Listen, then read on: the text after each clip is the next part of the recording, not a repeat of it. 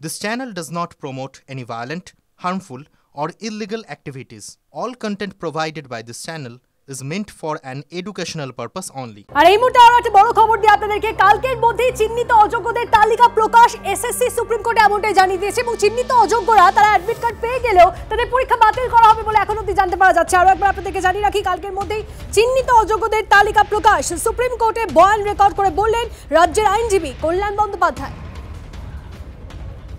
আরো একবার আপনাদেরকে জানিয়ে রাখি, কালকের মধ্যেই চিহ্নিত অযোগ্যদের তালিকা প্রকাশ। সুপ্রিম কোর্টে জানালো এসএসসি, চিহ্নিত অযোগ্যরা অ্যাডমিট কার্ড পেয়ে থাকলেও পরীক্ষা বাতিল করা হবে। সুপ্রিম কোর্টে বয়ান রেকর্ড করে বললেন রাজ্যের আইনজীবী কল্যাণ বন্দ্যোপাধ্যায়।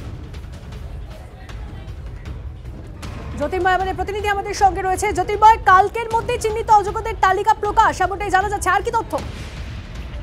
দেখো, কল্যাণ বন্দ্যোপাধ্যায়কেও আজ কার্যত অন রেকর্ড বলতে বাধ্য করা হয় যে কোনো টেন্টেড অর্থাৎ কোনো দুর্নীতিগ্রস্ত চাকরি প্রার্থী তারা পরীক্ষা দিতে পারবে না। যদি কোনোভাবে তারা অ্যাডমিট কার্ড পেয়ে যান তাহলে তাদের অ্যাডমিট কার্ড খারিজ করা হবে।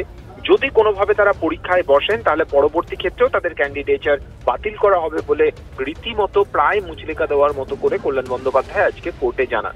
এর পাশাপাশি তিনি জানান যে আগামীকালের মধ্যেই কমিশনের তরফে যারা টেন্টেড তাদের তালিকা প্রকাশ করে দেওয়া হচ্ছে। এবং আরেকটি বিষয় এক্ষেত্রে গুরুত্বপূর্ণ যে কয়েকজন তারা আবেদন করেছিলেন সুপ্রিম কোর্টে, যে অনেকেই 45% বেশি নাম্বার নিয়ে 9 এবং 10-এ তারা 7ই সেপ্টেম্বরে পরীক্ষায় বসার জন্য আবেদন করেছেন, কিন্তু তারা 14ই সেপ্টেম্বরে 11 এবং 12-এর পরীক্ষার জন্য তারা আবেদন করতে পারছেন না। কল্যাণ বন্দ্যোপাধ্যায় আজকে জানান যে সমস্ত ক্রাইটেরিয়া ফুলফিল করলে সকলকেই পরীক্ষায় বসতে দেওয়া হচ্ছে এবং কোর্টের এক্ষেত্রে নির্দেশ যে 7 এবং 14ই সেপ্টেম্বরের পূর্ব নির্ধারিত পরীক্ষা নির্দিষ্ট সময়ই হবে, পরীক্ষা বাতিল করা হবে না। এবং যারা এক্ষেত্রে আবেদন করতে পারছে না তারা সশরীরে গিয়ে হার্ড কপি জমা দিয়ে তারা আবেদন করতে পারবে। বেশ, ধন্যবাদ জ্যোতির্ময়। আর এই নিয়ে আমরা কথা বলেছিলাম কেন্দ্রীয় শিক্ষা প্রতিমন্ত্রী সুকান্ত মজুমদারের সঙ্গে, তার বক্তব্য শোনাবো। এতদিন দাগি এদের তালিকা নিয়েই তো সমস্ত ঝামেলা চলছিল। দাগিদের তালিকা যদি বাইরে চলে আসে তাহলে যারা যোগ্য শিক্ষক তাদের তো দ্বিতীয়বার আর পরীক্ষায় বসার কোনো প্রয়োজন নেই। সুপ্রিম কোর্ট থেকে শুরু করে হাইকোর্ট, ডিভিশন বেঞ্চ প্রত্যেকেই তো একটাই প্রশ্ন তুলেছে যে আপনারা কেন দাগিদের নামটা দিচ্ছেন না। সমস্যা হচ্ছে দাগিদের নাম বলে দিলে পরে যারা টাকা দিয়ে চাকরি পেয়েছেন তারা কি কেউ তৃণমূল নেতাদেরকে ছেড়ে দেবে? এই ভয়ে দিচ্ছিলেন না। সকল দাগি যাদেরকে বলা হচ্ছে সেই সমস্ত শিক্ষকদেরকে বলবো, আপনাদের নাম যদি লিস্টে বেরোয়, এসএসসি লিস্ট দেয়, তাহলে আপনারাও অবশ্যই একটি লিস্ট বের করুন আপনারা যে কোন তৃণমূল নেতাকে কত টাকা দিয়েছেন। সেই লিস্ট আমাদেরকে দিন, আমরা জেলায় জেলায় ছবি সহ পাবলিশ করবো যে কোন তৃণমূল নেতা কত টাকা নিয়েছেন। আমরা কথা বলেছিলাম আইনজীবী বিকাশ রঞ্জন ভট্টাচার্যের সঙ্গে, তার কি বক্তব্য এই নিয়ে শোনাবো। আসলে এতদিন ওরা আপ্রাণ চেষ্টা করেছেন যে দুর্নীতিটাকে চাপা দেওয়ার জন্য। ওরা ভেবেছিলেন যে এইরকম কালক্ষেপণ করে ওরা পার পেয়ে যাবেন। এখন সুপ্রিম কোর্ট ঘাড়ে চেপে বসে আছে, তাই উপায় নেই। এখন বলছে কালকের মধ্যে প্রকাশ করবে এবং দেখুন কি প্রকাশ করে। যেটা প্রকাশ করবে সেটাও কতটা ঠিক লিস্ট এ নিয়ে আমার মনে তো শঙ্কা আছে। কেন এরা ওই অর্ধেক লিস্ট বার করে সুপ্রিম কোর্টের যে আপাতত একটা চাপ আছে সেই চাপ থেকে বেরিয়ে আসার জন্য হয়তো চেষ্টা করবে।